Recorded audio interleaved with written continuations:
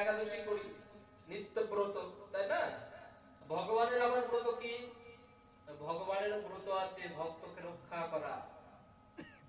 কেন আমাকে রক্ষা করেন না কেন? আমি তো কায় মনোবাক্যে ভগবানকে ডাকতে পারি নাই। যদি প্রহ্লাদজি কৃষ্ণ চরণে সমর্পিত মস্তু, তার সবটুকু কৃষ্ণ চরণে সমর্পণ করেছিলেন, তাই ভগবান তাকে রক্ষা করেছেন। আমরা তো এক হাতে সংসারকে ধরে রেখেছি, আর এক হাতে সেবা দেই বটে, কিন্তু টানটা সংসারে, ভগবানের প্রতি টান নাই। বাড়িতে কত ভালো মন্দ খাওয়া হয়, ঠাকুর ঘরে প্রসাদ থাকে না। অনেক বাড়িতে পিঁপড়ে উঠে যায় ঠাকুরের বইমের মধ্যে, দেখি ভগবানের কি ঠেকা পড়েছে ওই খাওয়ার? কি কাঙালের ঠাকুর, নিয়ে খাবে না, কেউ একজন দিতে হবে। বলো কেন? ভক্ত না দিলে ভগবানের সুখ হয় না, ভক্ত না দিলে ভগবানের সুখ হয় না। তাই যারা নিত্য সেবা করেন ভগবানের, তারা বাইরে যেয়ে থাকতে পারেন না। কেন বলুন তো মা? ঘরে তার গোপাল আছে, ছেলেটা আছে। আমরা বাঙালিরা, আসলে এটা সত্য কথা, আমরা বাঙালিরা বেশিক্ষণ ভগবানকে ভগবান ভাবতে পারি না। পারি না? হ্যাঁ, ভগবানকে যদি ভগবান ভাববো, তাহলে ভগবানকে সাজানোর কি ক্ষমতা আছে আমার? আছে কি? ভগবান তো তিনি সর্ব সুন্দরে সুন্দর, তার উপরে সুন্দর তো কেউ নাই। তিনি তো এমনি সুন্দর করে সেজে থাকেন, আমার কি ক্ষমতা আছে তাকে সাজাবার? আমার কি সাজাবার ক্ষমতা আছে? কিন্তু এমনি সুন্দর, তাকে আমার কি ক্ষমতা সাজানোর? ভগবানকে কি মনে করি তাহলে? ভগবানকে প্রিয় মনে করি, আমার ছেলে মনে করি, তাই ভগবানকে সাজায়। রবীন্দ্রনাথ বলেছেন না, দেবতারে প্রিয় করি প্রিয়েরে দেবতা, বলেছেন না? দেবতারে প্রিয় করি প্রিয়েরে দেবতা, ভগবানকে প্রিয় মনে করি, তাই ভগবানকে সুন্দর করে সাজায়। যারা নিত্য সেবা দেন ভগবানকে, তারা বাইরে যেয়ে থাকতে পারেন না। যদি একটু আসতে বিলম্ব হয়, আমার গোপাল বসে থাকবে, আমার গোপালের সেবা দেব, সময় চলে যাচ্ছে, আমাকে যেতে হবে, আমাকে যেতেই হবে, তাকে ধরে রাখা যাবে না, সে আসবেই ছুটে।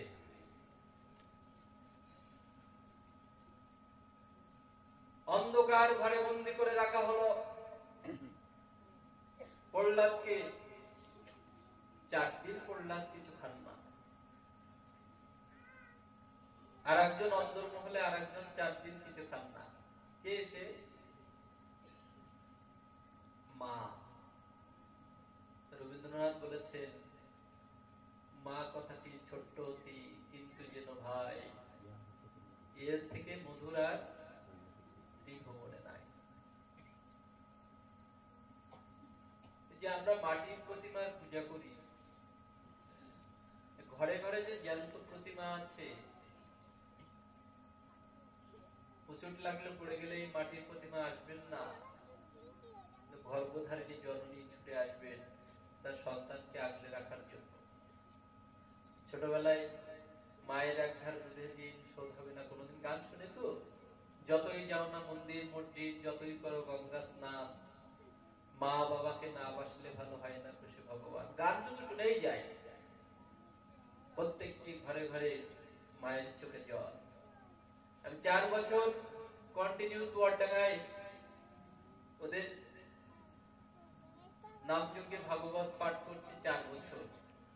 1 বছর পাঠ করার পরে হঠাৎ করে একজন মা এসে আমাকে জড়িয়ে ধরে হাউমাউ করে কাঁদলেন, পিঠের কাপড় সরিয়ে আমাকে দেখালেন রক্তাক্ত অবস্থা। তা বললাম, মা কি হয়েছে? খুব কাঁদছেন পাঠের শেষে, আমাকে জড়িয়ে ধরে। তা বলছে, আমার ছেলে 250 বেডের এমবিবিএস ডাক্তার, নাম বলবো না, আমার আত্মীয়, আমার ছেলে 250 বেডের ডাক্তার, আমার ছেলের সামনে আমার বৌমা আমাকে মেরে বাড়ি থেকে বের করে দিয়েছে। সেই মায়ের দুঃখে চোখের জল, আমার সমস্ত শরীরটা ভিজে গিয়েছিল। আমরা মানুষ হচ্ছি না অমানুষ হচ্ছি, আমি অন্তত বুঝতে পারছি না। মায়ের মায়ের মায়ের মাটির প্রতিমার পূজা হচ্ছে, হোক, অসুবিধা দেখি না। জ্যান্ত মায়ের একটু পূজা করবেন, অন্তত মায়ের চরণে পুষ্প দেওয়ার আগে নিজের গর্ভধারিণী জননীর পায়ে দুটো ফুল দিয়ে পূজা করবে। কত লাঞ্ছনা, কত বঞ্চনা, 10 মাস 10 দিন গর্ভে ধরে যে মা বুকের যন্ত্রণা সহ্য করে আজকে যার করুণায় এখানে বসে আপনাদের মতো সাধুর সামনে দুটি কৃষ্ণ কথা বলতে পাচ্ছি, যার কৃপায়, তার চরণে দুটো ফুল দিয়ে অন্তত পূজা করবেন, তাহলে ভগবান খুশি হবে। আর ওই মাকে অমুক্ত রেখে ওই মাটির প্রতিবার পূজা, সন্দেশ, রসগোল্লা বা খান্না, ওগুলা ভাগবতে বলেছেন, প্রারম্ভে বলেছেন টিকাকার, মূর্খ দধাতি বিষ্ণায় প্রাজ্ঞ দধাতি বিষ্ণবে উভয় সমমূল্যং ভবগ্রাহী জনার্দন। এবং স্বামীজি বলেছেন যে জগতে কোন সন্তান জন্মগ্রহণ করার পরে যদি মায়ের চোখের জল এক ফোঁটা মাটিতে ফেলে, জানবেন সেই সন্তানের কখনো কৃপা হয় না। এটাই প্রার্থনা। মা বৃদ্ধাশ্রমে থাকেন, সন্তান বিদেশ থাকে, অন্তিম সময় দেখতে এসছে মা যায় যায় অবস্থা, মা তোমার কি চাই বলো? তো বলছে, বাবা আমি যে ঘরটায় থাকি এই ঘরে যদি একটি ফ্যান লাগিয়ে দিতিস। বলছে, মা তুমি তো চলে যাবে অন্তিম সময়, আগে কেন বলো নাই? বলছে, যে ঘরটায় থাকি ঘরটায় ভীষণ গরম। মা বলছে, বৃদ্ধাশ্রমে ঘরটা ভীষণ গরম। তা বলছে, তুমি আগে কেন বলো নাই? কেন বলছি জানিস খোকা, আমি জানি না আমার ছেলেটা তো অমানুষ তৈরি করেছি, তোর ছেলেটা মানুষ হবে কিনা তা তো জানি না। আমার মতো যদি তোর অবস্থা এই বৃদ্ধাশ্রমে হয়, তোর ছেলেও যদি তোকে বৃদ্ধাশ্রমে তুলে দিয়ে যায়, তোর এই ঘরটায় থাকতে কষ্ট হবে। তাই আমি তোর জন্য ফ্যান লাগানোর কথা বলছি, আমার জন্য নয়। এই মা তো পরম করুণাময়ী, মার সাথে জগতে কারো তুলনা হয় না। যেখানে যেখানে পাঠে যায় মা সবাই একটি কথা বলে, সব জায়গায় মায়ের চোখে জল, পিতাটা অবহেলায় পড়ে আছে। জানি না আমরা কতটা, আমরা তো ধর্ম ধর্ম করে আমি চলে যাব, আর একজন বক্তা আসবে, আর একজন পাঠক আসবে, এমনি করে চলতেই থাকবে। পরিবর্তন কতটুকু হচ্ছে সেটাই জানতে চাই, কতটুকু করছে আচরণ, এটা ভাববেন, এটা ভাববেন। আমরা জানি মায়ের স্থিতিটা কি, কয়জন জানি? দাদা বলেছে সে কথা। একজন মৌলবী বা হুজুর কোরআন তেলাওয়াত করতেই থাকে, আমরা একটা গীতা পাঠের জন্য সন্তান পাই না, ছেলে মেয়ে পাই না। আর আমরাই তো শিখি নাই, আমাদের ছেলে মেয়ে কি করে শিখবে? ঠাকুর ঘরে মাথা শিখতে কষ্ট হয়। রবীন্দ্রনাথ বলেছেন, আমার মাথা নত করে দাও হে তোমার চরণ ধুলার তলে। বিশ্বকবির কি প্রার্থনা, একবার ভেবেছি আমরা? এখন প্রণামের ফ্যাশন, পুণ্য কতটুকু করছি জানি না, যেটুকু করছি সেটুকু চলে যাচ্ছে। এক হাত দিয়ে প্রণাম করলে, এক হস্তে প্রণাম করলে সর্বপূর্ণ ক্ষয় হয়। ভগবানকে নিয়ে তুমি ঠাট্টা করছো, তামাশা করছো, এগুলো শিখতে হবে। পরিবার হচ্ছে সর্বোত্তম জায়গা। মা বাবা একটু বৃদ্ধ হয়ে গেলে তুমি কি বোঝো, চুপ করে বসে থাকো, এই তো আমরা শিখছি। প্রকৃত মানুষ আমরা হচ্ছি না, যার কারণে ঘরে ঘরে এই জ্ঞান্ত প্রতিমাগুলো কষ্ট পাচ্ছে। আমাদেরও ফল বিপরীত হচ্ছে। একটা বাড়িতে শান্তি নাই, টাকা আছে, বাড়ি আছে, গাড়ি আছে, শান্তি নাই। এর ফলাফল আমাদের অবশ্যই ভোগ করতে হবে। এইদিকে পড়লাম 4 দিন কিছু খায় না, আর ওদিক আর একজন না খেয়ে বসে আছেন, সে কে? গর্ভধারী জননী। সন্তানের মুখে খাবার না উঠলে মায়ের মুখে খাবার ওঠে না। মা 4 দিন পরে কিছু সন্দেশের নাড়ু করে দৌড় দৌবারিক প্রহরীকে ডেকে বলছে, ওরে প্রহরী, জানা এই 4 দিন আমার প্রহ্লাদ কিছু খায় না, ছেলেটা না খেয়ে আছে, এই নাড়ুগুলো তুই দিয়ে আয় আমার প্রহ্লাদকে, বলবে মা নিজ হাতে করেছে।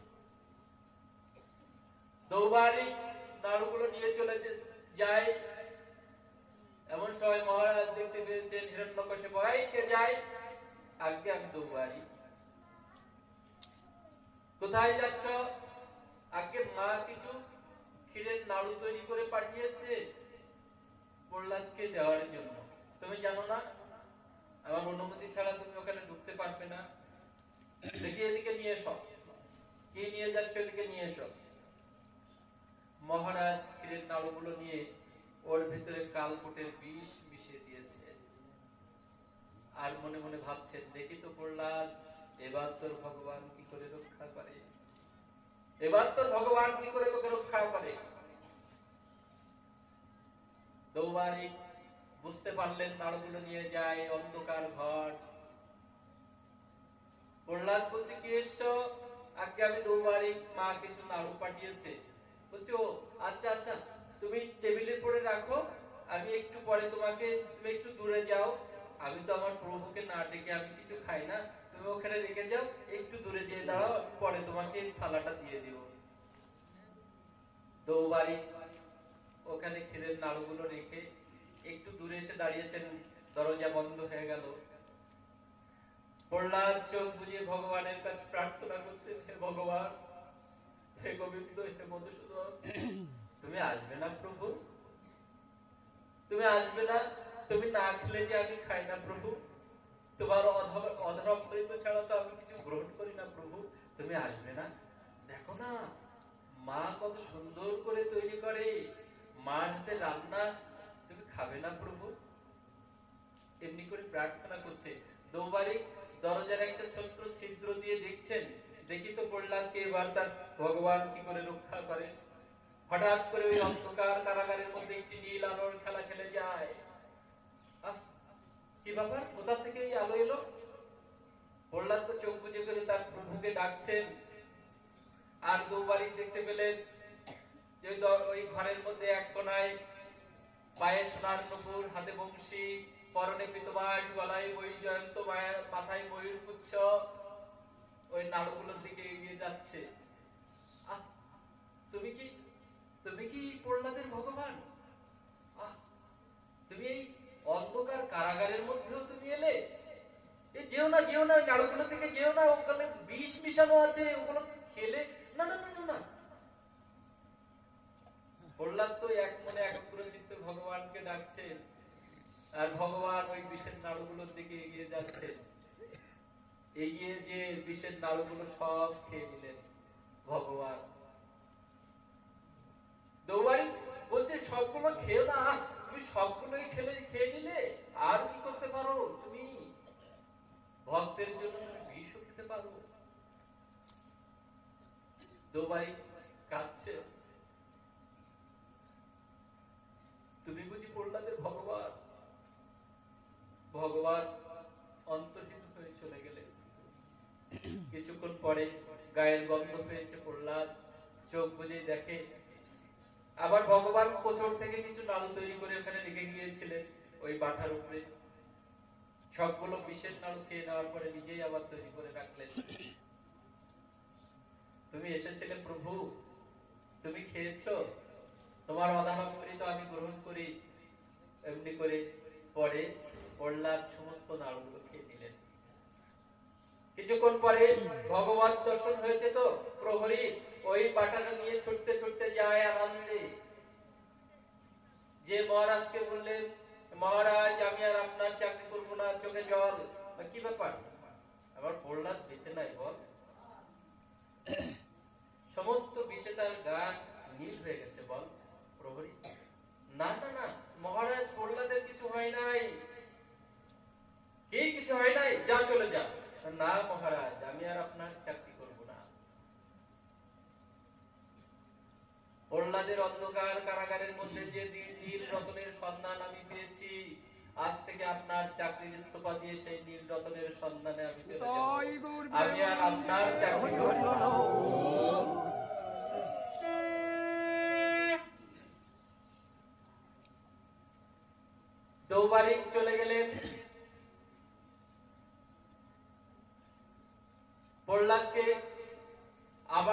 হয়েছে। মহারাজ আবার ডেকেছেন প্রহ্লাদকে, এই কে আছিস, প্রহ্লাদকে নিয়ে এসো। প্রহ্লাদকে পুনরায় আবার গৃহে পাঠানো হলো। এবারে এক নতুন বিপদ ঘটলো। এবার শেষ সুযোগ, দেখি এবার শেষ সুযোগটা প্রহ্লাদ কাজে লাগায় কিনা।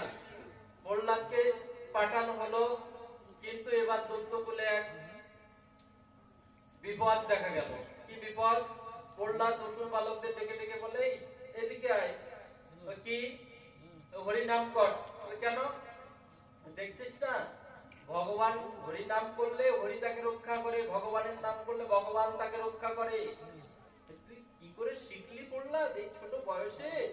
এই এত হরি কথা তুই কি করে শিখলি রে? কেন, কিভাবে শিখেছি জানিস?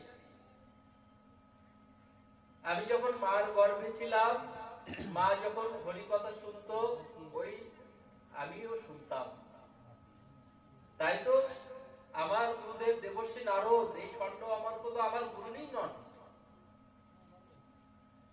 এই জন্য গর্ভ থাকতে মায়েরা যদি সহজ গ্রন্থ পাঠ করেন, সাধু সঙ্গে যান, হরি কথা শোনেন, সাথে সাথে গর্ভের বাচ্চাটাও সেও হরি কথা শুনতে পারেন। তা বলছে, তুই এত সহজেই কি করে শিখলি? আমরা তো কিছুই পারবো না, তুই আমাদের সহজে একটি উপায় বলে দে প্রহ্লাদ, যা করলে আমরা ভগবানকে লাভ করতে পারি। বলে, এক কাজ কর, তাহলে সহজ একটি ভজন তোদের আমি বলে দিই, সহজ একটি উপায় তোদের বলে দিই, কি কি করতে হবে। বলে, কি করতে হবে তুই বল। তা প্রহ্লাদ মিষ্টি মিষ্টি করে বলছেন, গুরু শুশ্রূষায়া ভক্তা সর্বলাভ অর্পণেন চ সঙ্গেন সাধু ভক্তানাং ঈশ্বর আরাধনেন চ। কি কি করতে হবে?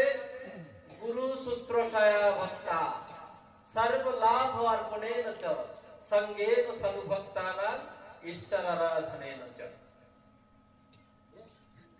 গুরু শুশ্রূষা, গুরুকে ভালোবাসতে হবে, গুরু সেবা করতে হবে। গুরু সেবা করি আমরা? দীক্ষা সবাই নিয়েছে? আমরা এখানে যারা এসেছি সবাই দীক্ষা নিয়েছে? আচ্ছা, বেশ। গুরু শুশ্রূষা মানে কি? গুরুদেবের সেবা। গুরুদেবের তো সেবা যদি প্রতি মাসে বা বছরে 500 করে টাকা পাঠিয়ে দিই আমি, তাহলে হয়ে যাচ্ছে না? বিকাশে এখন তো গুরুদেবের আসা লাগে না, বিকাশে পাঠিয়ে দিই, হয়ে গেল না? না, গুরুর সেবা মানে গুরুকে টাকা দিতে হবে তা নয়। গুরু সেবা মানে কি? গুরুকে ভালোবাসা। গুরুকে ভালোবাসা, এই কতটা ভালোবাসি সেটা দেখানোর বস্তু নয়। আমি আমার গুরুদেবকে ভালোবাসি, এটা দেখানোর বস্তু নয়। যে সে যাকে ভালোবাসে সে জানে, আর যে ভালোবাসে সেই জানে। কেমন কথা? মা তার সন্তানকে হাম খেয়েছে, ছোট বাচ্চা হাম খেয়েছে, আরে বাবা গুলু গুলু করে হাম খায় না, হাম খেয়েছে। তো বাচ্চাটা কি বলতে পারবে ওই হাম খেয়ে সে কতটা মজা পেয়েছে, কতটা আনন্দ পেয়েছে? বলতে পারবে? আর মা কি বলতে পারবে সে কতটা আনন্দ পেয়েছে? বর্ণনা করতে পারবে যে আমি এতটা আনন্দ পেয়েছি? পারবে? তেমনি গুরু সেবা মানে গুরুকে ভালোবাসা, নিষ্কপট ভালোবাসা। প্রতিনিধি নিযুক্ত করে গুরু সেবা হয় না, কৃষ্ণ সেবা হয় না, ভগবত সেবা হয় না। আমি বললাম, আমাকে একজন খুব ভালোবাসে, বললাম যে তুই না এই একাদশীটা আমি থাকতে পারবো না, আমাকে তুই থেকে দিস। হবে না? আমার কিছু হবে? ঢং হবে, কিচ্ছু হবে। আবার বললাম যে কালী পূজায়, কদিন আগে কালী পূজা গেল না, শ্যামা পূজা, আমার খুব প্রীতির মানুষ আছে, তাকে বললাম, এই তুই না আমার হয়ে এই কালী পূজার উপোসটা তুই করিস। তা আমার কি লাভ হলো? আমার কিছু হবে? আমার কিচ্ছু হবে। এই জন্য প্রতিনিধি নিযুক্ত করে ভগবান সেবা হয় না, যারটা তার করে নিতে হয়। তাই গুরু সেবাটা তেমনি নিজ হাতে গুরু সেবা করতে হয়, নিজ হাতে নিষ্কপট ভাবে। কপটতা থাকলে হবে না। খুব দেখানো দেখানো ভালোবাসা গুরুদেবকে, আবার মনে মনে বলি বেটা গেলেই বাঁচি, আমি আর কষ্ট করে পাচ্ছি না, এরকম হলে হবে না। তাই তো? এরকম হলে হবে না। দৃষ্টান্ত দিচ্ছেন, গুরুদেবের কাছে গিয়েছেন শিষ্য, সেবা মানে গুরুর আজ্ঞা মেনে চলা। কি করতে পারিস বাবা তুই? গুরুদেব আপনি যা বলবেন, আপনার আজ্ঞা। বললো যা আমার ছেলেটাকে জলে ফেলে দিয়ে আয়। গুরুদেব নির্দেশ দিচ্ছেন আমার ছেলেটাকে জলে ফেলে দিয়ে। কোনো কিছু না বলে গুরুদেবের ছেলেটা ধরে নিয়ে পুকুরে ফেলে দিল। অন্য শিশুরা কোথায় ছিল, ঝাঁপিয়ে পড়ে এসে ছেলেটাকে তুলে আবার তাকে রেখে ওকে খুব তিরস্কার করছে। আরে পাষণ্ড, তুই গুরুপুত্রকে জলে ফেলে দিলি, পাষণ্ড, তুই যা, আর আসবি না তুই গুরুগৃহে, যা যা। ওকে খুব তিরস্কার করে ভর্ৎসনা করে ওকে তাড়িয়ে দিল। বললো আমি গুরুদেব নির্দেশ করেছেন যে গুরু কথা রাখবো না, না গুরুদেব বলেছে আর তুই গুরুপুত্রকে ফেলে দিয়ে। কিছুদিন আসে না ভয়ে, অন্য শিষ্যরা লাঞ্ছনা করে বলে, কটু কথা বলে বলে। কিছুদিন পর আবার এসছে। গুরুদেব বলছে তোর তো আমার কথাই খুব বিশ্বাস, খুব আস্থা রাখিস, তো কি করতে পারিস? গুরুদেব আপনি যা বলবেন, আপনার আজ্ঞা। আমার ঘরে আগুন নেই। গুরুদেব বললেন আমার ঘরে আগুন নেই। কি করলেন? গুরুদেবের ঘরে আগুন ধরিয়ে দিয়েছেন। অন্য শিষ্যরা, পাশে সব শিষ্য শাবক সবাই ছুটে এসেছেন, জল টল দিয়ে মোটামুটি নিভায়ে রক্ষা করে ওকে খুব প্রহার করেছে, মারধর করেছে। পাষণ্ড, তুই গুরুদেবের ঘরে আগুন দিলি। গুরুদেব নির্দেশ দিয়েছেন যে গুরু আজ্ঞা, গুরুদেব বলবে না তুই গুরুদেবের ঘরে আগুন দিবি? পাষণ্ড, যা যা চলে যা, আর কখনো তুই আসবি না। ভয়ে আসে না অনেকদিন, শুধু দূর থেকে গুরুদেবের প্রণাম করে। কিছুদিন যায়, গুরুদেব অন্তিম শয্যায়। সব শিষ্যরা আসেন, যে খুব প্রিয় শিষ্য গুরুদেবের অন্তর্শায়, তাকে মালাটা দিল, কাউকে উত্তরীটা দিয়ে দিল, কাউকে কিছু গ্রন্থ দিয়ে দিল, কাউকে কিছু টাকা পয়সা দিয়ে দিল, কাকে বেদ আসন দিয়ে দিল। সবাইকে সবাই সবকিছু দিয়ে ফেলেছে। সবাই যখন চলে গেছে, তখন ও দূরে দাঁড়িয়ে ছিল, গুরুদেবের চরণ তলে এসে খুব চোখের জল পড়ছে আর বলছে গুরুদেব তুমি চলে যাবে, আমি তো ভজন সাধন জানি না, আমার কি হবে?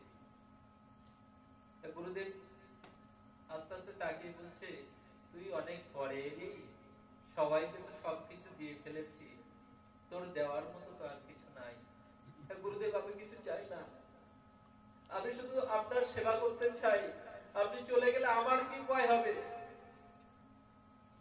জানিস সবাইকে সবকিছু দিয়ে ফেলেছি, তোর তো আমার কথার উপরে খুব বিশ্বাস, আমার কথার খুব আজ্ঞা তোর, সবাইকে সবকিছু দিয়ে ফেলেছি, একটি জিনিস কাউকে দেই নাই,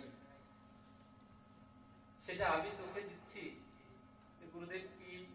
আমি তোকে আশীর্বাদ করছি, তোর তো গুরুদেবের কথার প্রতি এত বিশ্বাস, তুই গোবিন্দের গুরুদেব হবি। নিতাই গৌর সীতানাথ প্রেমানন্দে।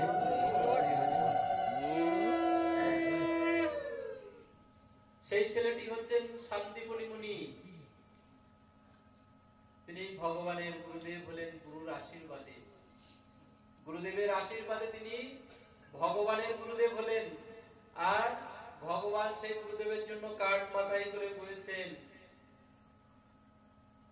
বনের থেকে ফল এনে দিয়েছেন। যখন গুরু দক্ষিণা দিবেন, তখন গুরুদেব বললেন তোর কাছ থেকে যদি দক্ষিণা নিতে হয়, তোকে পেয়ে আমার সন্তান যন্ত্রণা থেকে আমি মুক্তি পেয়েছিলাম, তোর কাছে যদি দক্ষিণা যেতে হয় তাহলে আমার মৃত্যুপুত্রকে ফিরিয়ে এনে দে। ভগবান সেই মৃত্যুপুত্রকে জমালয় থেকে ফিরিয়ে এনে গুরু দক্ষিণা দিয়েছিলেন। এই জন্য যে গুরুদেবকে উপদেশ করবে সে শিষ্য হতে পারবে না। শিষ্য ষাট ধাতু থেকে এসে শাসন থাকবে, শাসন থাকবে। যিনি গুরুদেবের শাসন মেনে চলবেন তিনি শিষ্য। শিষ্য শব্দের অর্থ কি? শিষ্য শব্দের অর্থ কি? যিনি শাসন মানেন, গুরুদেবের শাসন যিনি মানেন তিনি শিষ্য। যিনি শাসন মানেন না তিনি শিষ্য হতে পারবেন না। যিনি গুরুদেবকে আরো হিত উপদেশ দেন তিনি কখনো শিষ্য হতে পারবে না। গুরুদেবকে দেখার সময় গুরুকরণ করারও অনেক শাস্ত্রের বিধান রয়েছে। গুরুদেবকে দেখার সাথে সাথে প্রণামটা কেমন হওয়া উচিত? ছিন্নমূল বৃক্ষের মতো, গাছের গোড়া কেটে দিলে যেমন গাছ নুয়ে পড়ে সোজাসুজি, তেমনি গুরুদেবকে যেখানে দেখবো সেই অবস্থায় সেখানেই প্রণাম করব। তেমনি ঘরে পিতামাতাকেও যখন বাইরে কোথাও যাব পিতামাতার আশীর্বাদ নিয়ে প্রণাম করে সেখান থেকে যেতে হয়, আবার কোথা থেকে আসতে গেলে সেখানে প্রণাম করতে হয়। তবেই সেগুলো এখন উঠে যাচ্ছে, উঠে যাচ্ছে। মা বাবা মূর্খ, আমি অনেক লেখাপড়া শিখছি, মা বাবার কদর করছি না, জানি না এই শিক্ষার বিস্তার কতটুকু হচ্ছে। যেমন আজকে আসছে এখানে প্রণাম করে, ছোটবেলায় এগুলো শিখেছে, তাই তো এখনো মনে হয় এতটা অমানুষ হয় নাই। এখনো গুরুজনের সম্মান করি, শ্রদ্ধা করি, এখনো সাধু দেখলে শ্রদ্ধা করি। এই ছোটবেলায় শাসনগুলো করেছিলেন বলেই এখন মনে হয় এতটা অমানুষ হয় নাই। আর এখন তো শাসন করাই যায় না, এখন তো শাসন করাই যায় না। রাত 12টা পর্যন্ত কোথায় থাকলো ছেলে মেয়ে? বাড়িতে এসে বাবা যদি জিজ্ঞাসা করে কোথায় ছিলি, তোমার এত লাগে কেন, আমার বন্ধু বান্ধব নাই, তাই তো? ছোটবেলায় পড়তাম early to bed early to rise, early to bed early to rise, সকাল সকাল ঘুমাও সকাল সকাল উঠো। সারা রাত এখন ফেসবুক চালিয়ে ভোর রাত্রে ঘুমায়, আর 12টার সময় উঠে ওই সময় দাঁত ব্রাশ করে আর বলে গুড মর্নিং। দাদা 12টার সময় গুড মর্নিং হয়, আমাদের প্রভাতে তুলে দিত, ব্রহ্ম মুহূর্তে তুলে দিত। উল্টা পাল্টা হয়ে যাচ্ছে, তাই না? সব উল্টা পাল্টা হয়ে যাচ্ছে। আর এখন তো সিরিয়াল দেখে দেখে এত, বা আমাকে তোমরা খুব বকে যাই, একটু তোমরা আমাকে গালি দিবে আমি জানি, যাওয়ার পরে তোমরা আমাকে খুব গালি দিবে যে পচা ছেলেটাকে কোথা থেকে নিয়ে আসতো কে জানি। আমরা এখন মাকে কি ডাকছি? মম। আহা, মাও বলে যায় আদরে, আমার মেয়েটা আমার মম ডাকছে, ঢঙের কথা মম, তাই না? ইয়ে আবার কি উৎপাত শুরু হলো রে, আবার আরো স্টাইল করে ডাকে মাম্মি। মাকে যদি মাম্মি ডাকি, বাবাকে কি ডাকো? হ্যাঁ, মামা। মাম্মি যদি মাকে ডাকতে হয়, উল্টো পাল্টা হয়ে যাচ্ছে। হায় হায় হায় হায়, কি হলো রে? এখন আমি দুর্গা পূজার সময়, কালী পূজার সময় আমি মন্দিরে যেয়ে যদি ওই মার সামনে যে বলি হাই শ্যামাম, হাই শ্যামাম, হাই শ্যামাম, মা তো খাড়া টাড়া ফেলে দিয়ে মন্দির থেকে পালিয়ে চলে যাবে, হাত ধরে রাখা যাবে না। দেখেছো, আমি এদের মা ছিলাম আর এখন মম মম বলছে, কোথায় ছিলাম? সব উল্টো পাল্টা। হ্যাঁ, বাবাকে ডাকে পাপ্পা, হায় হায় হায়, কি শুরু হয়ে গেল পাপ্পা। হ্যাঁ, আর বাবাও আল্লাহতে কত কত, আমার পোলাটা আমার পাপ্পা ডাকছে, তাই না? এখন মন্দিরে যে বাবা ভোলানাথ, শিব ঠাকুর, রঘুমানন্দ শিব মন্দিরে বিবাহ প্রণাম করলাম, মন্দিরে যে যদি বলি হাই পাপ্পা হাই পাপ্পা, বাবা ত্রিশূল টুল ফেলে রেখে কোথায় কোথায় চলে যাবে, আর খুঁজে পাওয়া যাবে না, তাই না? আধুনিক হচ্ছি না কি হচ্ছি, হায় হায়, কি শুরু হয়ে গেল? এই পাপ্পা শব্দের অর্থ জানি আমরা? হ্যাঁ, যারা সংস্কৃত পড়েছে, এক বচন, দ্বিবচন, বহু বচন, যেমন আমরা পড়েছি নর, নর, নরা, তারা পড়েছেন, যারা পড়েছেন, তাই না? নর শব্দে এক বচন, নর দ্বিবচন, দুটো লোক হলে নর, আর নরা বহু বচন, অনেকগুলো মানুষ হলে নরা। তেমনি পাপ, পাপৌ, পাপা, পাপ এক বচন, পাপৌ দ্বিবচন, আর পাপা মানে বহু বচন, অনেকগুলো পাপ করলে হয় পাপা। তা বাবার সন্তান ডাকছে হাই পাপা, তার মানে বাবা অনেক পাপ করেছে জীবনে, হাই পাপা, বাবা এদিকে এসো। আর বাবাও আল্লাহতে কত কত, আমার ছেলে আমাকে পাপাই ডাকছে। হ্যাঁ, বহু পাপ করলে হয় পাপা, একদম খবরদার না, বাবাকে এত পাপী বানিও না, ঠিক আছে? আমাদের মা তো মাই, মা মম হতে যাবেন কেন? সব উল্টা পাল্টা হয়ে যাচ্ছে, কারণ ছেঁড়া প্যান্টের দাম বেশি।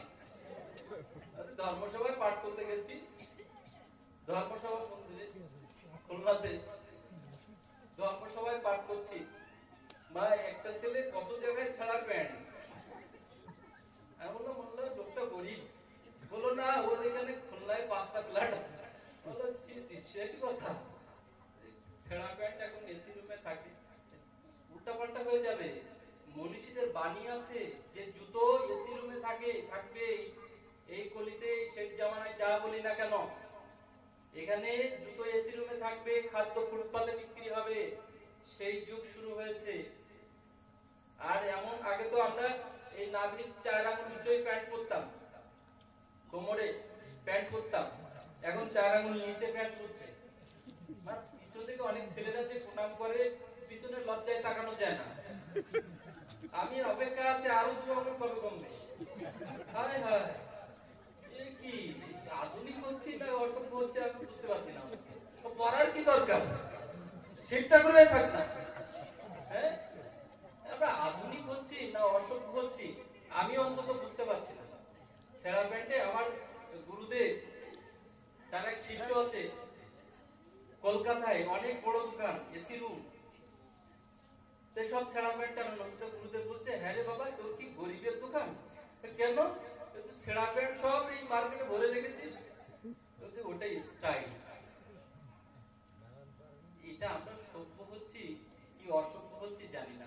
অনেক জায়গায় পাঠে গেলে বলে, প্রভু একটু হলো বিরহের কথা, একটু বিরহের কথা আস্বাদন করবে। নিজে কতটুকু শাস্ত্র বোঝে কি বোঝে না, বিরহ বিরহ এই জগৎ আসতে পারে। যারা ভোগী, আমরা তো সংসারে শুধু ভোগে লিপ্ত। যারা ভোগী তারা যোগের খবর রাখে না। ভোগী আর যোগী, অন্ধকার আর আলো, দুইটাই সম্পূর্ণ বিপরীত। সব তো আমরা হিসাব করে চলি, সব হিসাব। আমি এখানে পাঠ করছি, ভাবছি কত টাকা দক্ষিণা পাবো, এই যে সব দেনা পাওনা। পুরোহিত পুজো করছে, ভাবছে কত টাকা দক্ষিণা দিবে। কীর্তনের দল আসছে, ভাবছে কত টাকা দক্ষিণা নিয়ে যাবে, তাই না? এই সব হিসাব, লেনদেনের হিসাব। এখানে বিরহটা আসতে পারে না। বিরহ তার আসবে, যার বিরহ আসবে সেই সংসারে থাকতে পারবে না। সংসার তার ছেড়ে দিতেই হবে। আমরা তো সংসারটা ছেড়ে হাগুর হা গোবিন্দ বুঝতে পারি না। তাহলে কেমন? এই যে বনগায় আমার গুরু ভাই ওখানে খুব নাম করেন, কীর্তনিয়ার দল আছে তার, নামের আসলে খুব কাঁদেন। গুরুদেবের পাঠ হচ্ছেন ওখানে, নামের আসলে উঠে খুব কেঁদেছেন, খুব কাঁদছেন।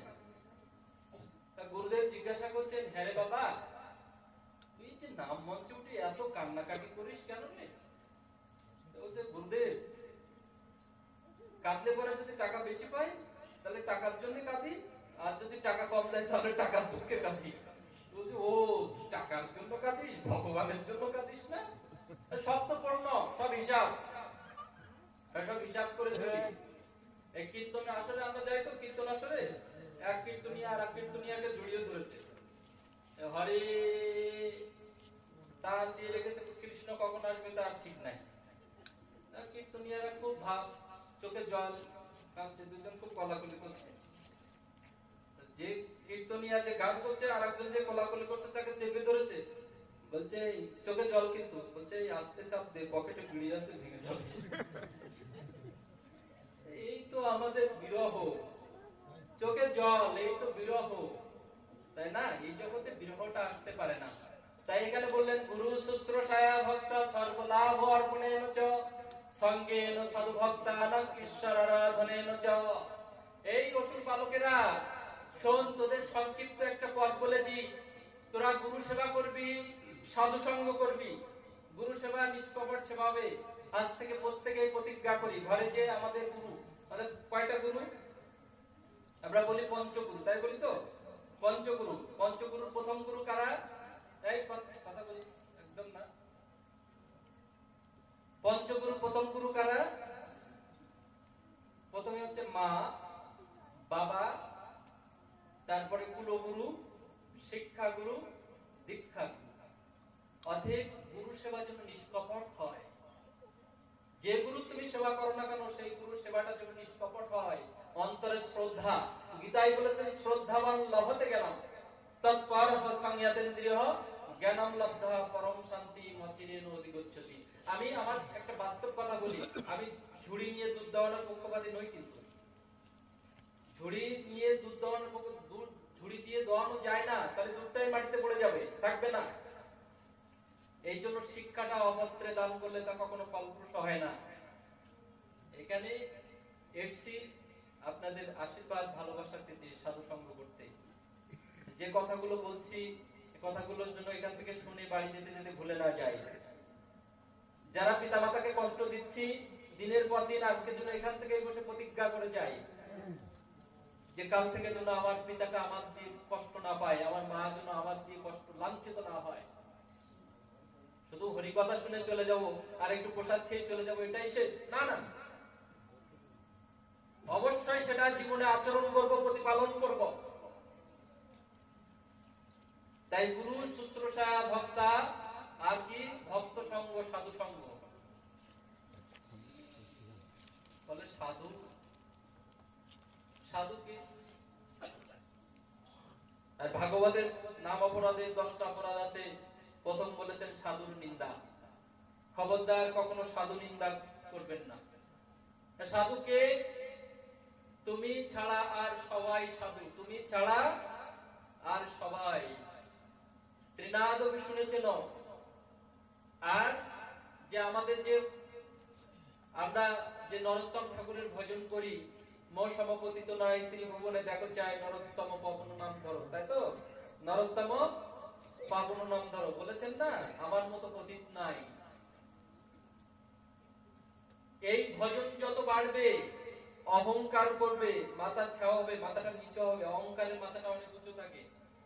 যে গাছে ফল হয় না সেই গাছটা অনেক উঁচু থাকে, আর যে গাছে অনেক বেশি ফল হয় তার ডালপালাগুলো নিচু থাকে। যার যত ভজন বাড়বে, ভজন নয় কিন্তু ভজন, যার জপ তপ যত বাড়বে তিনি ধন্যের মূর্তি হবেন। দিনতা আহা, আমি কিছু জানি না, আমাকে কৃপা করবে। গাছের মাথায় যখন বৃষ্টি হয়, গাছের মাথায় জলটা থাকে না, জলটা ডোবা খানা পুকুরেই থাকে।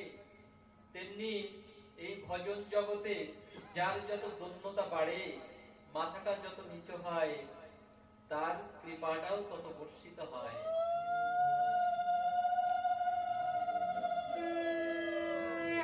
তাই তো রবীন্দ্রনাথ বলেছেন, আবার মাথা নত করে দাও হে তোমার চরণ ধুলার তলে। বৃন্দাবন গেলে কেউ সোনা দানা কিনে আনে, টাকা বাঁচলে কি কিনে আনি? যদি টাকা বাঁচে একটু তিলক মাটি কিনে আনি, তাই না?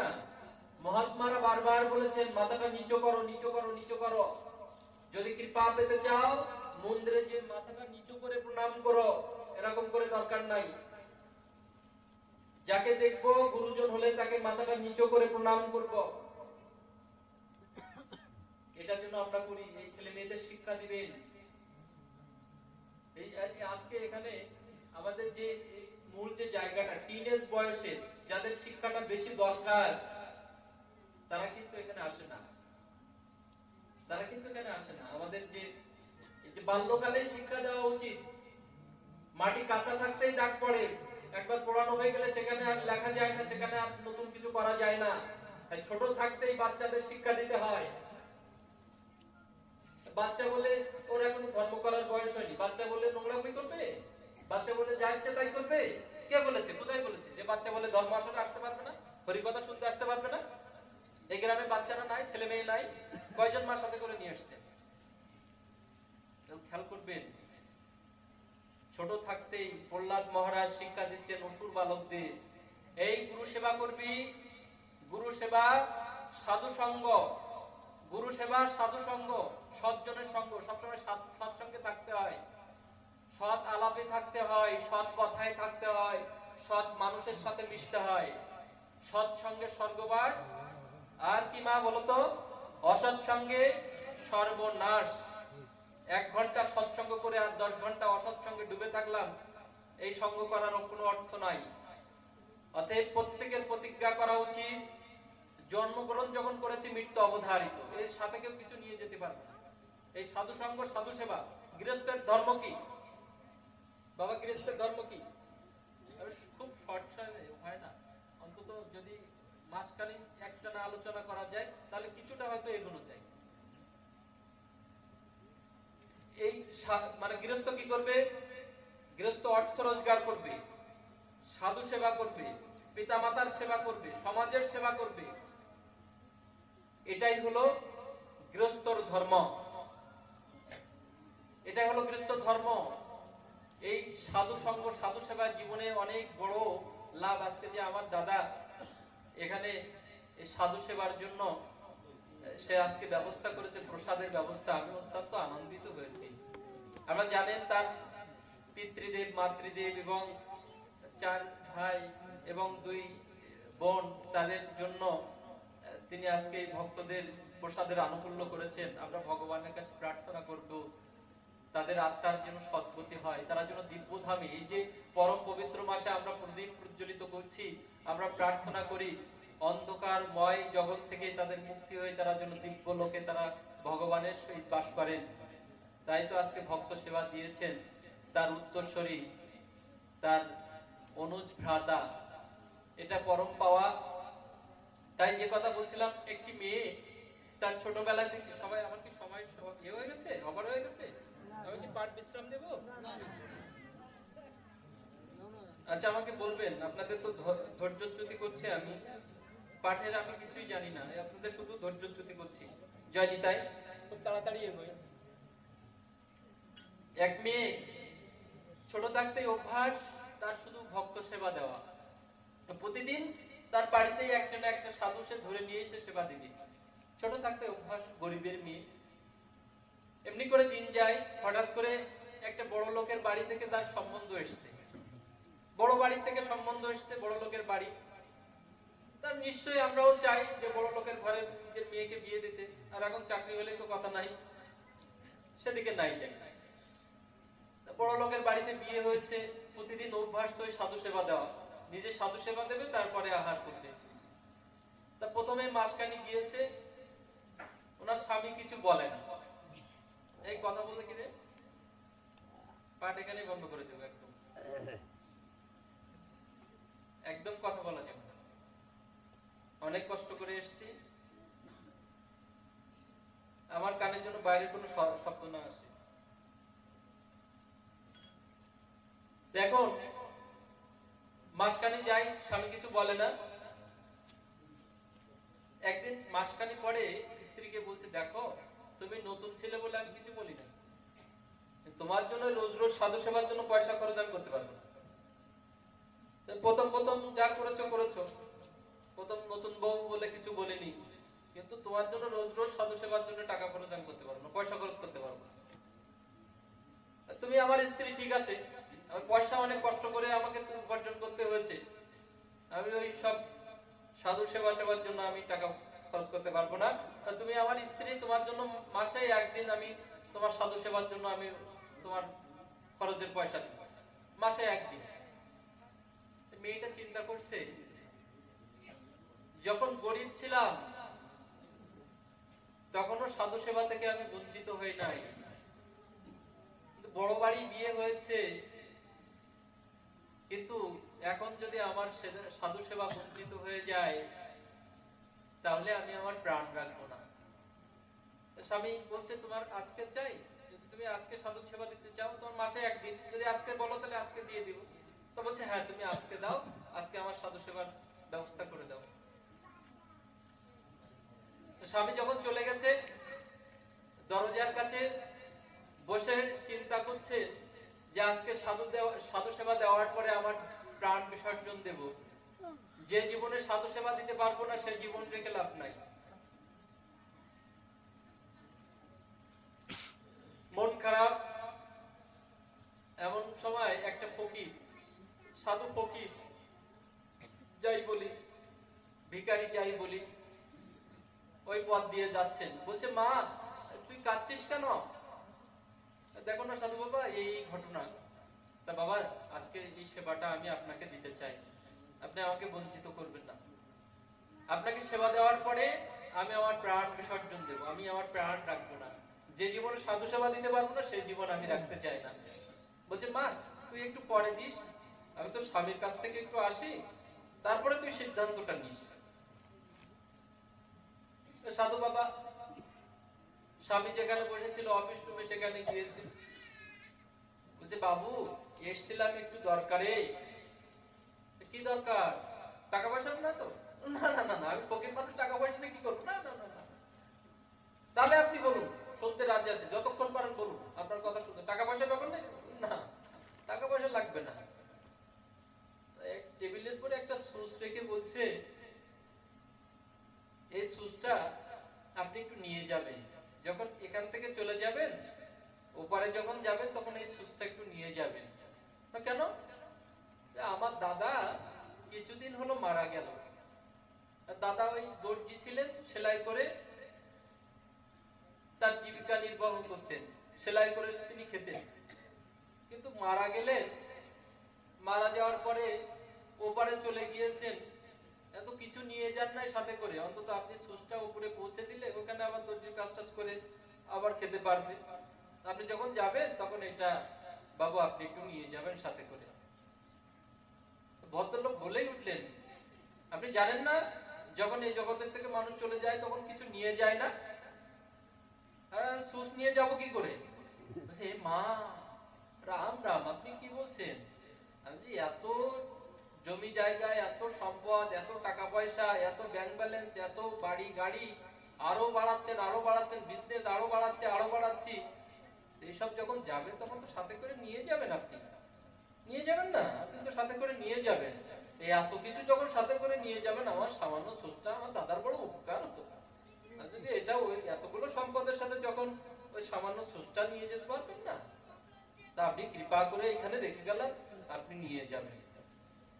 ভদ্রলোক চিন্তা করলেন, তাই তো, আমি সামান্য সুচটা যখন সাথে করে নিয়ে যেতে পারবো না, এই এত ব্যবসা এত সম্পদ রেখে আমার লাভ কি?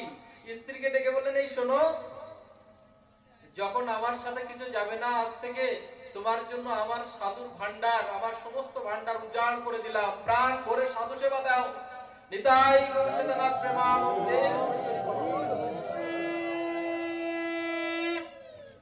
এই স্ত্রীকে ডেকে সাধুর সেবার জন্য নিজের ভান্ডারকে উন্মুক্ত করলেন।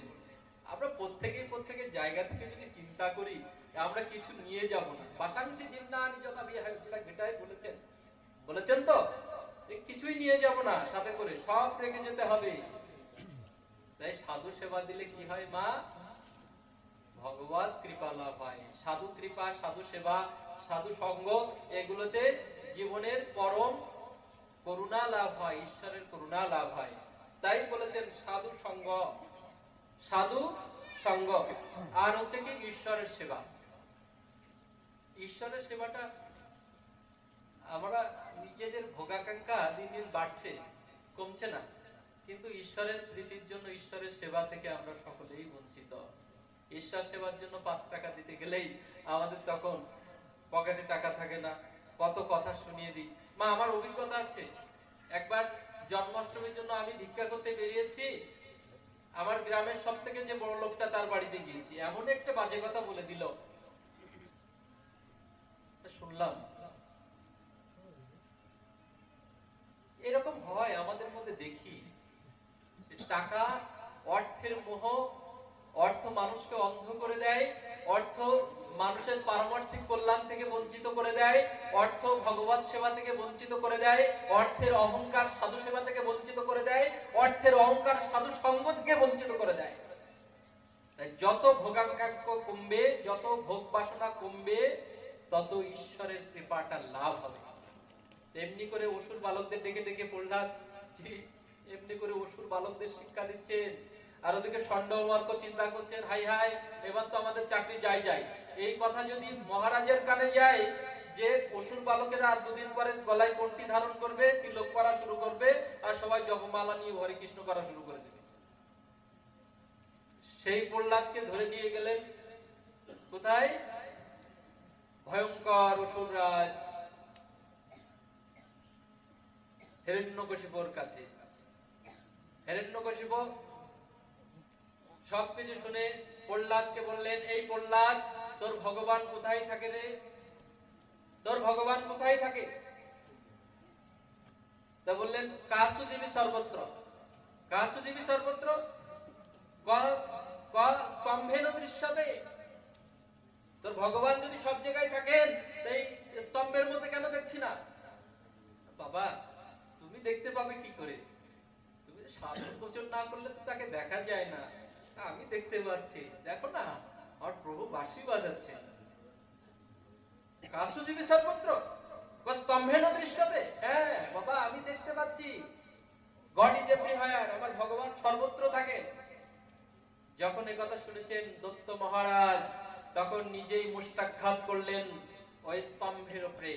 আর স্তম্ভ যখন বিদীর্ণ হচ্ছে আর হুম হুম শব্দে যখন ত্রিজগৎ প্রকম্পিত হচ্ছে, ভগবান আসলে তখন যারা অসাধু তাদের প্রকম্প বেড়ে যায়, ভয় বেড়ে যায়। থরহরি কম্প হচ্ছে যখন হুম হুম শব্দ হচ্ছে, ভগবান সেই মুষ্টির ভিতর দিয়ে, সেই স্তম্ভের ভিতর দিয়ে বেরিয়ে এলেন কি? নো মানুষ নো মৃগ, না মানুষ না পশু, কি? ভগবান নৃসিংহদেব। বলো ভগবান নৃসিংহদেব কি? বলো ভগবান নৃসিংহদেব কি? বলো ভগবান নৃসিংহদেব কি? ভগবানের আবির্ভাব হয়েছে একজন ভক্তের জন্য, একজন ভগবান, একটা ভক্তকে রক্ষা করার জন্য একজন ভগবানের আবির্ভাব হয়েছে। আমাদের নিশ্চিত বিশ্বাস এখানে ভগবান আবির্ভূত হয়েছেন। শঙ্করধ্বনি বললো না, জয়ধ্বনি বললো না, জয়ধ্বনিও বেশি করে হলো না, এই তো আমাদের উচিত। এবার আস্তে আস্তে আস্তে আস্তে আস্তে আস্তে আস্তে দেখবো যে বাবারা পারে কি মায়েরা পারে, তাই তো? ঠিক তো? দেখবো আজকে এই গ্রামে আমি যে বাড়িতে যে গল্প করবো যে কারা জিতে যায়, আর বাবারা হরিধ্বনি দেবে আর মায়েরা জয়ধ্বনি দেবে, ঠিক আছে? বলো ভগবান নৃসিংহদেব কি? বলো ভগবান নৃসিংহদেব কি? বলো ভগবান নৃসিংহদেব কি?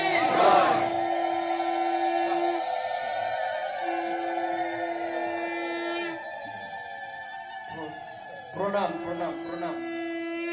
মায়েরা খুব ভালো, অন্তত আমি গল্প করতে পারবো বাইরে যে যে আমি গেছিলাম, আমার মতো পাপের সৌভাগ্য হয়েছিল সাধু সঙ্গ। কোথায় জন্য এটা? স্বপ্নালী, আমাদের সমরেশ প্রভুর যে মন্দির আঙিনায় আমার সৌভাগ্য হয়েছিল, সেখানে দেখলাম ভক্তিমতী মায়েরা কি জয়ধ্বনি দিতে পারেন। গল্প করবো, আমি বাইরেও যখন যাই গল্প করবো খুব তাড়াতাড়ি। হ্যাঁ হ্যাঁ হ্যাঁ, আমি সমাপ্ত করছি, রাত ভারী হয়ে গেছে, এক্ষুনি সমাপ্ত করছি। আর সকলেই প্রসাদ নিয়ে যাবেন, যাওয়ার সময় প্রসাদ নিয়ে যাবেন। দাদা কি ক্লান্ত হয়ে পড়েছে? দাদা কি চলে গেছে? আচ্ছা আচ্ছা, ঠিক আছে। না, মায়েরা ক্লান্ত, অনেক দূরে যাবে। আপনি সময় নিব সেই কথা। জয় রাধে। ভগবান নৃসিংহদেব আবির্ভূত হয়ে গরুল যেমন সর্পকে একেবারে ক্ষিপ্র গতিভাবে ধরে তাকে আহারের জন্য উপযুক্ত করে, তেমনি ভগবান নৃসিংহদেব হিরণ্যকশিপুকে ধরে উরুর উপরে স্থাপন করে নখ দিয়ে চিরে ভক্তকে রক্ষা করলেন, তাই না? ওই যে আছে না, কাম কি যেন, কাম কৃষ্ণ সেবার গুণে, ক্রোধ ভক্ত দেশি জনে, লোভ সাধু সঙ্গে হরিকথা, আছে তো? কাম কৃষ্ণ সেবার গুণে, ক্রোধ ভক্ত দেশি জনে। ভক্তের উপরে যদি কারোর ক্রোধ থাকে, ভগবান সেটা সহ্য করতে পারেন না, তাই ভক্ত দেশি হিরণ্যকশিপুকে নিজের উরুর উপরে স্থাপন করে নখ দিয়ে চিরে সমস্ত রক্ত খেয়ে ফেলেছেন ভগবান নৃসিংহদেব। হিরণ্যকশিপুকে হত্যা করার পরে ভগবানের ক্রোধ কিছুতেই কমছে না। সিংহ কাকে ভয় পায় না? সিংহ কাকে ভয় পায় না? সিংহ সিংহের বাচ্চাকে কি ভয় পায়? কেউ তো ত্রিজগতে সবাই থরহরি কম্প। লক্ষ্মী স্বয়ং আসছেন না, বাবা একটা নতুন নতুন একটা রূপ ধরে গিয়েছেন জগতে, তাই না? অর্ধেক নর আর অর্ধেক সিংহ, এই ভয়ে কেউ আসছেন না। মা কয়াধু সুন্দর করে প্রহ্লাদকে সাজুগুজু করে কোলে করে নিয়ে আসছেন। এসে মা প্রহ্লাদ ভয় পাচ্ছেন না ভগবানকে। যখন মায়ের কোলে সুন্দর করে সাজুগুজু করে আসছেন, ঠাকুরের লোভ হয়ে গেল, ভগবানের লোভ হয়ে গেল। মাকে তো মা আদর করছেন, প্রহ্লাদকে খুব আদর করছেন, ভগবানের লোভ হয়ে গেল। ভগবানের লোভ হয়? হ্যাঁ হয়তো। প্রহ্লাদকে বলছে, প্রহ্লাদ তোমার মা তোমাকে কত করে আদর করছে, আমাকে তো কেউ আদর করে না। ঠাকুর তোমাকে আদর করবে কি? তোমার ভয়ে তো কেউ যাচ্ছে না, তোমার তো মা নাই, তোমাকে আদর কে করবে? তোমার মা হলে তোমাকে আদর করতো। তাই তো, আমার মা নাই, তোর মা আছে বলে তোকে আদর করছে খুব সুন্দর করে। আমার মা নাই, তাই তো আমাকে কেউ আদর করে না। তা আমি তোকে কথা দিলাম, এরপরে যতবার জন্মগ্রহণ করব আমি ও মায়ের গোল জুড়ে এসেই জগতে আমি সাধুদের রক্ষা করব, দুষ্টের সংহার করব।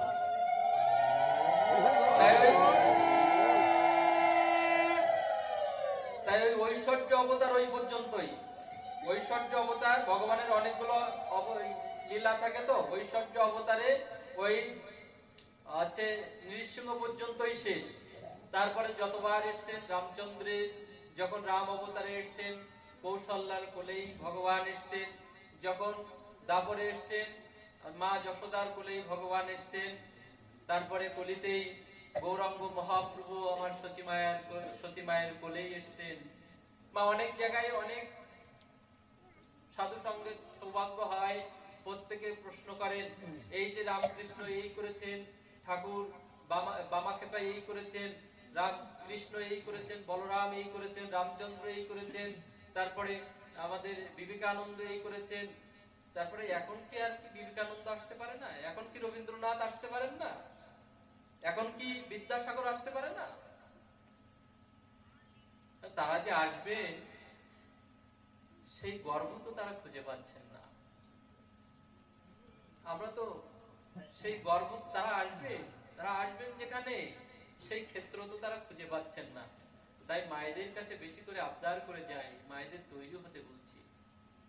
মায়েরা যদি পবিত্র হয়, মায়েরা যদি সৎ ভাবে জীবন যাপন করে, মায়েরা যদি নিষ্ঠা, মায়েরা যদি ভগবত নিষ্ঠায় ব্রতী হয়, সেই মায়ের কোলে আবার অবশ্যই রবীন্দ্রনাথ আসবেন, আবার স্বামীজি আসবেন, আবার রামকৃষ্ণ আসবেন, আবার স্বামী বিবেকানন্দ আসবেন, আবার ভগবান কৃষ্ণ আসবেন, আসবেনই আসবেন। এই জন্য মাদের কাছে সব থেকে বড় দাবি, মা না জাগিলে বঙ্গ লালনা, এ ভারত জাগে না জাগে না। অতএব মায়েদের করে দাবিটা সব থেকে বেশি। তাই রবীন্দ্রনাথ বলেছিলেন যে আমি নাইবা গেলাম বিলাত, সঞ্চয়িতা কাব্যগ্রন্থে বারবার বলেছেন আমি নাইবা গেলাম বিলাত, নাইবা পেলাম রাজার খেলা, আমি নিজের ঘরে নিভিয়ে দেব সুসভ্যতার আলো, যেন পরজন্মে পায়ে হতে ব্রজে রাখাল বালো। কি প্রার্থনা! বিশ্বকবি রবীন্দ্রনাথ বাঙালি জাতির গর্ব। প্রথমেই যিনি বাঙালিদের মধ্যে সর্বপ্রথম নোবেল বিজয়ী, নোবেল পুরস্কার যিনি পেয়েছেন সেই রবীন্দ্রনাথ আমাদের গর্ব, বাঙালির গর্ব। তার সঞ্চয়িতা কাব্যগ্রন্থে কি প্রার্থনা! আমি নাইবা গেলাম বিলাত, নাইবা পেলাম রাজার খেলা, আমি নিজের ঘরে নিভিয়ে দেব সুসভ্যতার আলো, যদি পরজন্মে পায়ে হতে ব্রজে রাখাল বালো। যারা নিত্য কেবল ধেনু চড়ায় বংশী ভটের তলে, যারা গুঞ্জা ফুলের মালা গেথে পরে পরায় গলে, যারা বৃন্দাবনের বনে সদাই শ্যামের বাসি শোনে, যারা যমুনাতে ঝাঁপিয়ে পড়ে শীতল কালো জলে, ওরে বিহান হলো জাগরে ভাই, ডাকে পরস্পরে। তাই আমরা বিলাতি বউ চাই না, বিলাতি সভ্যতা আমরা চাই না, ব্রজের রাখাল হতে চাই। রবীন্দ্রনাথের কি প্রার্থনা! আমরা সেই সভ্যতা চাই যে সভ্যতায় মাকে কাঁধে করে, ভারতের নামটা মনে আসছে না, সমস্ত ভারতের তীর্থ মাকে কাঁধে নিয়ে ঘুরেছিলেন। আমরা সেই সভ্যতা চাই, মায়ের চোখের জল ছড়াতে চাই না, পিতাকে লাঞ্ছিত করতে চাই না। আমরা সেই সভ্যতা চাই যে সভ্যতায় আমরা একে অপরের শ্রদ্ধা করতে পারি, আমরা সেই সভ্যতা চাই। তাই যখন বললেন যে এবার থেকে আমি যতবার জন্মগ্রহণ করব আমি এই মায়ের কোলেই আসব, প্রহ্লাদকে বলছেন, প্রহ্লাদ তুমি এত ডেকে আমাকে নিয়ে আসছো, কিছু চাও? না প্রভু, কিছু চাই না। কিছু তো চাও, সেই কথা। একটা নতুন ড্রেস পরে আসলাম, জগতের লোক সব দেখলো, নো মৃগ নো মানুষ, তাই না, না পশু না মানুষ, একটা নতুন ড্রেস পরে আসলাম, আনকমন ড্রেস। মুখটা কি ভয়ঙ্কর দেখেছেন? দেখলে ভয় লাগে না? মায়েরা দেখেছেন তো নৃসিংহ নৃসিংহ চতুর্দশী পালন করেন? ভয়ঙ্কর রূপ নাকি খুব শান্ত? ভয়ঙ্কর। একটা নতুন ড্রেস পরে এলাম, এসে তোমাকে ভক্ত তুমি ডেকে নিয়ে আসলে তোমাকে কিছু দিতে চাই, তুমি নিচ্ছ না। না প্রভু, আমি কিছু চাই না। কিছু তো চাই, সে কি কথা, কি অপমান! ডেকে ডুকে এনে অপমান। দুপুরে বলে আসলাম এক বাড়িতে যে আজকে দুপুরে আমার এখানে সেবা নেবেন। ও মা, বাড়িতে আসলে বললাম যে কি জন্য এসছে, এর থেকে অপমান আর হয়? জগতের মানুষ দেখছে আমি দিতে চাচ্ছি, আর তুমি কিছু নিচ্ছ না। আমার যে বড় কলঙ্ক হবে, কিছু তো একটা নাও, প্রহ্লাদ, কিছু তো একটা নাও। ঠাকুর যদি দিতে হয়, আমার পিতা, আমার জেঠুরা, আমার পূর্বপুরুষ যে তোমার চরণে অপরাধ করেছে, তাদের মুক্তি দাও প্রভু, তাদের মুক্তি দাও।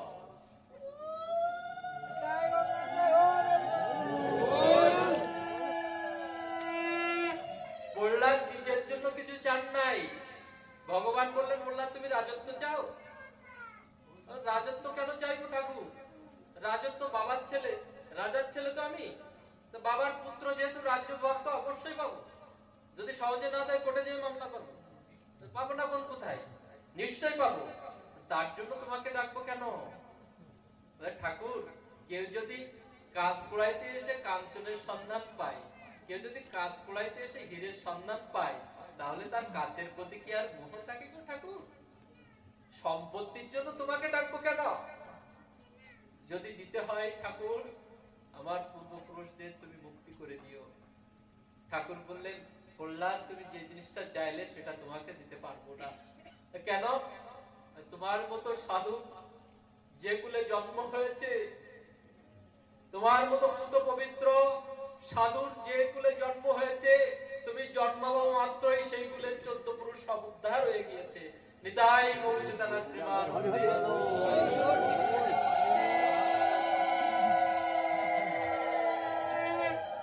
তাই গ্রামে যদি একজন সাধু থাকে, একজন ভক্তের জন্য একজন ভগবানের আবির্ভাব, এটা তাড়াতাড়ি দেখা যায় না।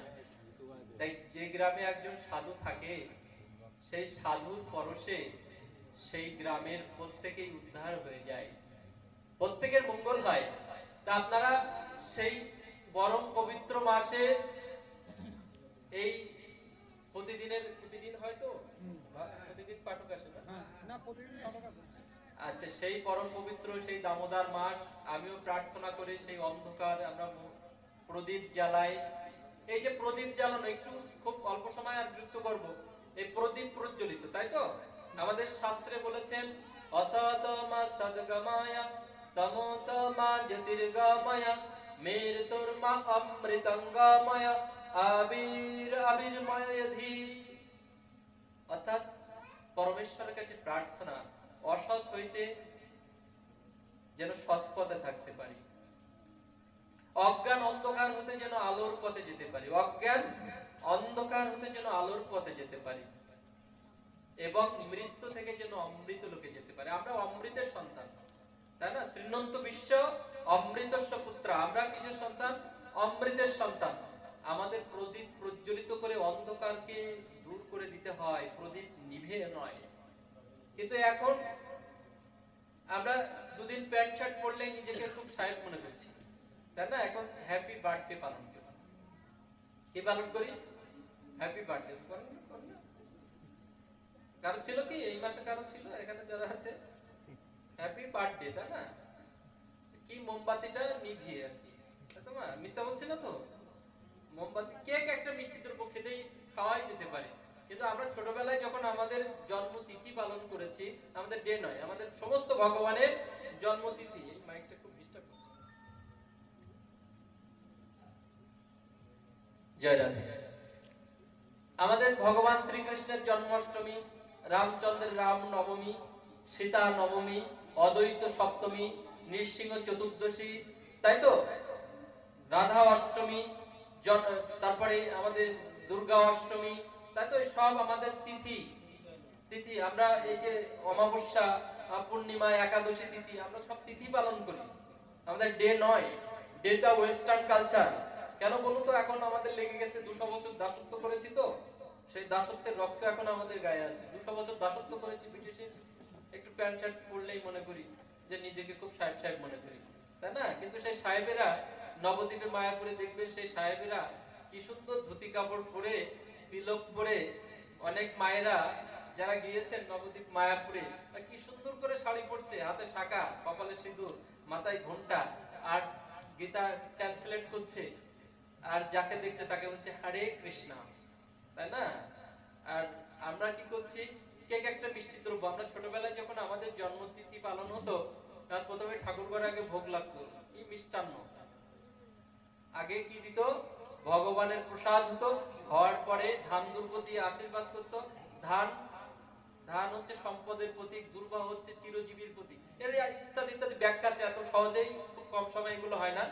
যাই হোক, এই দিয়ে মা আশীর্বাদ করতো মাথায় ঘৃত প্রদীপ প্রজ্বলিত করে, ঘিয়ের প্রদীপ প্রজ্বলিত করে মা আশীর্বাদ করতেন মাথায় হাত দিয়ে, তাই না? দীর্ঘজীবী হোক বা তোমার মঙ্গল হোক।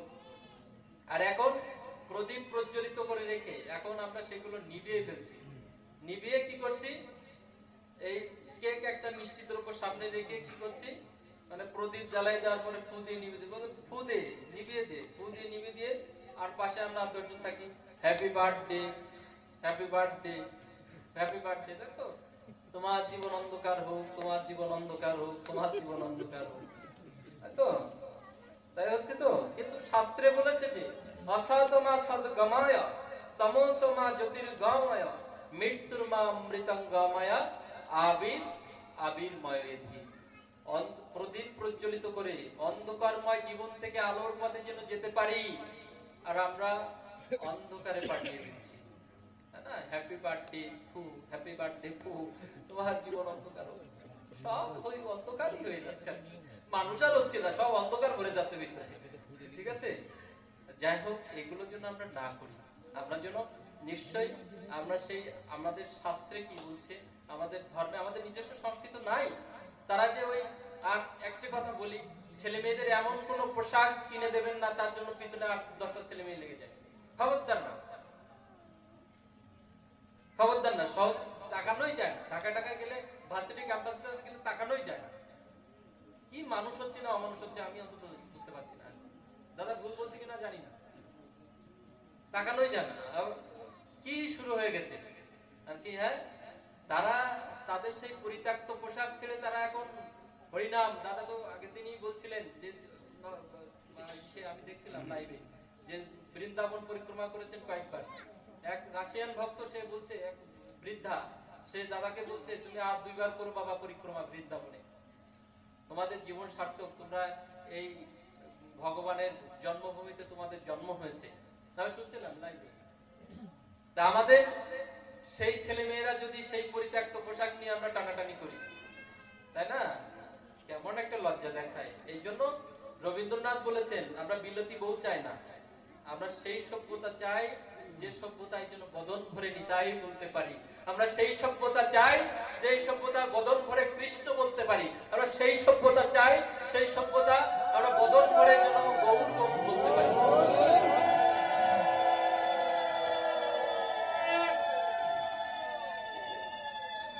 যাই হোক, ভগবান নৃসিংহদেবের কৃপা আপনাদের সকলের প্রতি বর্ষিত হোক।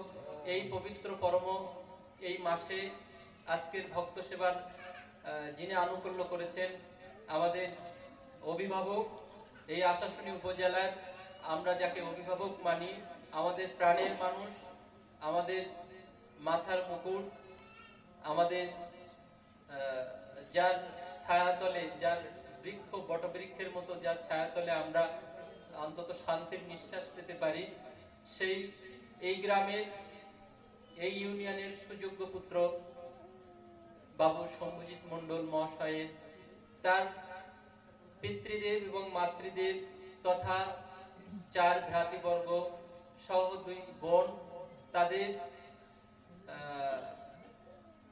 তাদের উদ্দেশ্যেই আজকে আপনাদের মতো ভক্তদের সেবার আনুকূল্য করেছেন। তাই আমরাও সকলেই ভগবানের কাছে করজোড়ে প্রার্থনা করি, হে ভগবান, যে প্রদীপ প্রজ্বলিত এই মাসে, এই দামোদর মাসে দামোদরের কৃপা তোমার সেই ভক্তদের প্রতি বর্ষিত করে তুমি তোমার সেই দিব্য আলোকে সেই দিব্য ধামে তুমি নিয়ে যাও, এবং তথা এই যারা আজকে এই পাঠে অংশগ্রহণ করেছেন সমস্ত ভক্তবৃন্দের তোমার কৃপা বর্ষিত হোক, বা আজকে যারা আমাদের আহ, আমাদের ভাই, আমার অত্যন্ত কাছের মানুষ, আমার ভালোবাসার মানুষ, শ্রদ্ধাভাজন আমাদের বড় ভাই ঢালি শামসুর আলম ভাই, তার জন্য তিনি সদরের আশাশুনি সদরের আমাদেরও তিনি অভিভাবক, সদরের প্রার্থী, চেয়ারম্যান প্রার্থী। আপনারা সকলেই আশীর্বাদ করবেন তারা যেন সেই জয়ের মালা করে আবার আমাদের কাছে ফিরে আসেন। আমরাও ভগবানের কাছে সেই প্রার্থনা জানাই। এবং তাদের সফর সঙ্গী যারা আছেন, আমি সকলের নাম হয়তো জানি না,